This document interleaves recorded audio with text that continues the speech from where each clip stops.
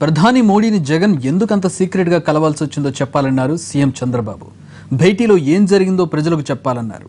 అయితే జగన్ ఏమి అర్ధరాత్రి పూట వెళ్లి ప్రధానిని కలవలేదంటూ కౌంటర్ ఇచ్చింది వైసీపీ. సీఎం ప్రధానమంత్రి కాబట్టి అన్ని పార్టీలకు ఇస్తారు, వీళ్ళు కూడా ఇచ్చారు. ఇస్తే దేనికి పోయారు? మీరు ఏమడిగారు? మీరు స్పెషల్ స్టేటస్ ఇవ్వకపోతే మేము రాజీనామా చేస్తామని చెప్పారా? దేనికోసం పోయారు? మీరు చెప్పాలి కదా. 11 గంటల వరకు రహస్యంగా పెట్టుకొని 11 గంటలకు వెళ్ళి నేను ఇప్పుడు వచ్చి వెరిఫై చేస్తే వచ్చిన తర్వాత బయట వచ్చిన తర్వాత చెప్పాడు. అంత రహస్యం ఏంటి? ప్రధానమంత్రి గారు ఎవరు వస్తున్నారు, ఎల్లయ్య వస్తున్నాడా, పుల్లయ్య వస్తున్నాడా ఇంటర్వ్యూలు చెప్పరు. వాళ్ళు పోయేవాడు చెప్పుకుంటాం, నేను ప్రధానమంత్రిని కలుస్తున్నా, ఈ ఇష్యూని కలుస్తానని చెప్పి ప్రధానమంత్రిని కలిసి మళ్ళీ బయట వచ్చి నేను ఈ ఇష్యూ ప్రధానమంత్రికి చెప్పాను, ఆయన మారిగా అన్నారు, చేస్తాననుకుంటున్నాను అని చెప్తాం. నువ్వు ఎందుకు చెప్పాలి కదా. వచ్చిన తర్వాత ఏం చెప్పావు? అన్కండిషనల్గా సపోర్ట్ చేస్తాను. దట్స్ ఓకే, అది అందరూ సపోర్ట్ చేస్తారు. ఇప్పుడు వీళ్ళకి వేరే మార్గం లేదు కాబట్టి అది వేరే కథ. ప్రధానమంత్రి గారు కలిసి ఎందుకు మీరు వచ్చి నీకు ఘోరంగా పెట్టారు, సీక్రెట్గా ఎందుకు కలవాల్సి వచ్చింది అని అంటారు. సార్ వెంకట్రావు గారు మరి దీన్ని రాయించిన చంద్రబాబు నాయుడు గారు ఒకసారి ఆలోచించేయండి. ప్రధానమంత్రి గారిని ఏమి దొంగచాటునో లేదా అర్ధరాత్రో లేదా ఎవరు లేకుండా వెళ్ళి కలవలేదే. ప్రధానమంత్రి గారిని గత 6 నెలలుగా మన ఇలా వైజాగ్లో ప్రత్యేక హోదా సమావేశం జరిగిన దగ్గర నుంచి కూడా ఆయన కలవడానికి ప్రయత్నం చేస్తూనే ఉన్నారు. ఆయన అపాయింట్మెంట్స్ అడుగుతూనే ఉన్నారు. ఇంతకుముందు అపాయింట్మెంట్ అడిగి ఢిల్లీకి వెళ్తున్నప్పుడు అయితే మిగతా మంత్రులు కలిసి విషయం చెప్పి ప్రధానమంత్రి కలగకపోతే ప్రధానమంత్రి గారు అపాయింట్మెంట్ ఎవరు, ఈయనకి కలిగిస్తారు అని ఆ రోజు మాట్లాడేవారు. కేసుల నుంచి బయటపడేలా మోడీ కాళ్లు పట్టుకునేందుకే జగన్ ప్రధానిని కలిశారంటూ విమర్శించారు మంత్రి అచ్చెన్నాయుడు.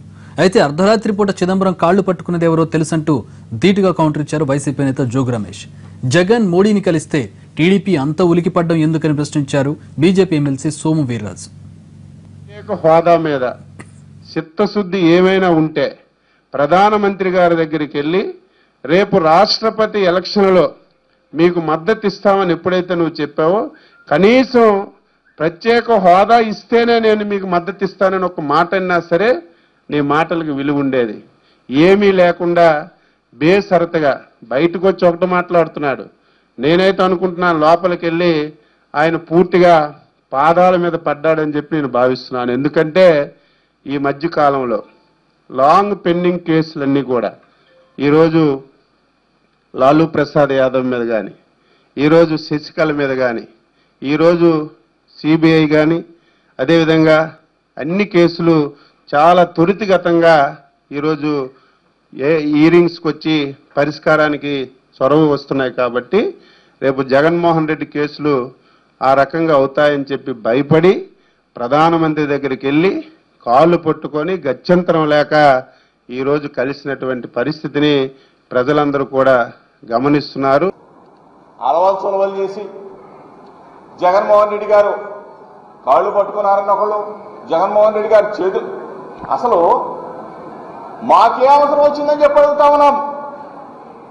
నేను ప్రశ్నిస్తా ఉన్నాను మీడియా ద్వారా చంద్రబాబు నాయుడు గారిని, రాష్ట్ర ముఖ్యమంత్రి గారిని.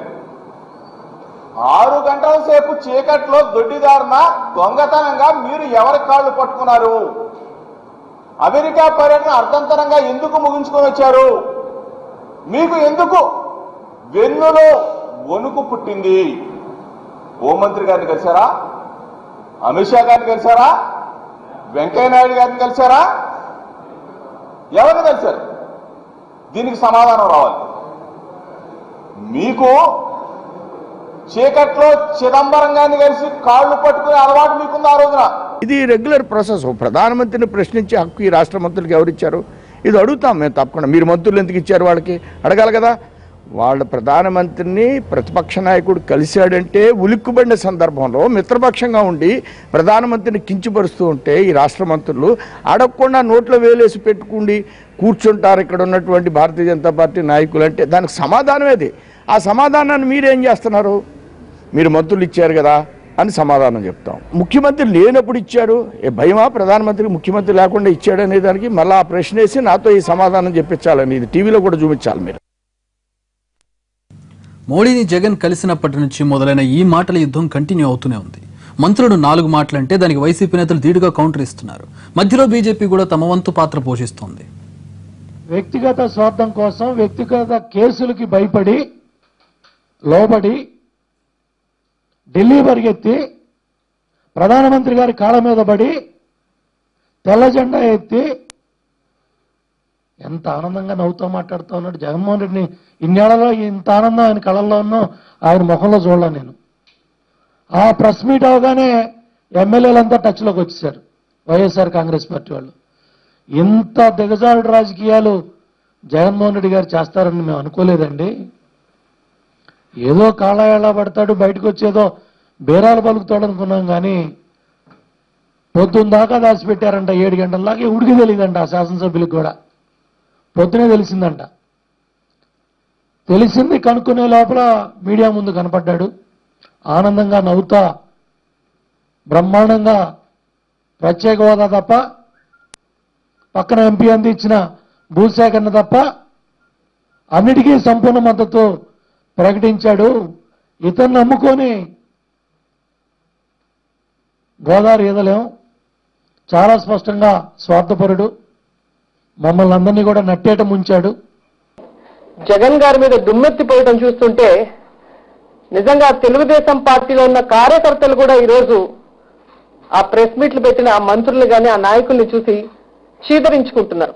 ఎక్కడ అమెరికాలో ఉన్న చంద్రబాబు నాయుడు ఇండియాకి రాగానే ఓటు నోటు కేసులో విచారణ ప్రారంభిస్తారో అని భయం పట్టుకుంది ఈ తెలుగుదేశం పార్టీ వాళ్ళకి. ఆ కేసు కనుక విచారణ స్టార్ట్ చేస్తే అతను జైలులో ఉంటే ఆ పార్టీకి దిక్కెవరు అని చెప్పి ఈరోజు వాళ్ళకి చెమట్లు పడుతున్నాయి. అందుకే ఈరోజు కళ్ళు తాగిన కోతుల్లో చిందులు వస్తున్నారనేది స్పష్టంగా కనిపిస్తున్న విషయం. ఈరోజు రాష్ట్రపతికి ఉపరాష్ట్రపతికి జగన్ గారు సపోర్ట్ చేస్తున్నారు అనగానే ఎందుకంత ఉలికిపాటు?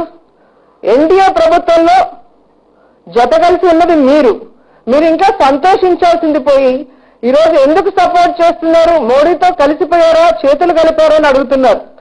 మరి ఆ రోజు తంగిరాల ఎమ్మెల్యే గారు చనిపోయినప్పుడు మరి వాళ్ళ కూతురు కంటెస్ట్ చేసినప్పుడు మేము పోటీ పెట్టలేదు అంటే తెలుగుదేశం పార్టీతో చేతులు కలిపేసినట్ట?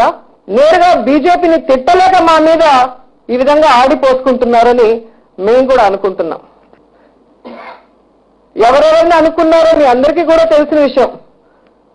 సో అలాంటి వాళ్ళు వాళ్ళకి కావాల్సిన వాళ్ళకి బీజేపీ మద్దతు ఇవ్వలేదనో ఒప్పుకోలేదనో ఈరోజు బీజేపీ మీద ఈ విధంగా అనుమానాలను వ్యక్తం చేయడం అనేది ఎంతవరకు సమంజసం?